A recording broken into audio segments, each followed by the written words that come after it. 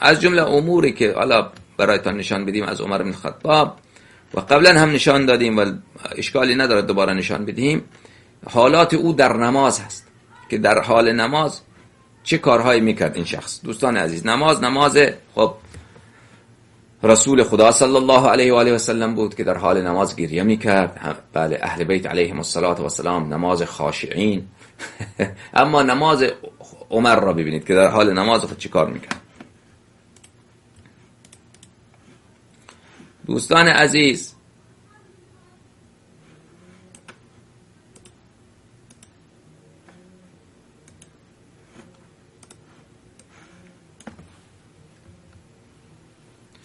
این کتاب سنن کبرای جناب بیهقی هست. از سنن الکبرى لأبی بکر احمد بن حسین بیهقی، تحقیق محمد عبدالقادر عطا. در این کتاب اگر جزء اولش مراجعه بکنیم، این جزء اولش هست. این جزء اول سنن کبرای بیهقی.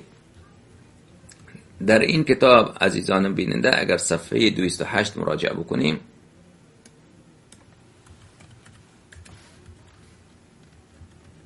صفحه 208، بله، روایت 632. وروى الشافعي في كتاب القديم عن مسلم وسعيد عن ابن جريج ابن ابي مليكة عن عمر بن الخطاب. نماز عمر را ببینید که در حال نماز بود. بینه هو یؤم الناس، نماز افرادا نبود، خودش امام جماعت بود. خب این ملعون به مردم نماز میداد. من خلیفه هم جانشین رسول خدا صلی الله علیه و آله و سلم هستم، مردم هم دنبالش ایستاده نماز بخوانن. اذا زلت يده على ذكره فاشار الى اناس نمكثوا، دستش را درون کرد به ایزار خود و اونجا بارون عضو دستش را اونجا خود علیاذ بالله.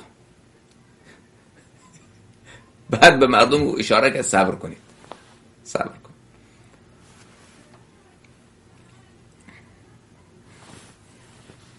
به مردم گفت صبر کنید.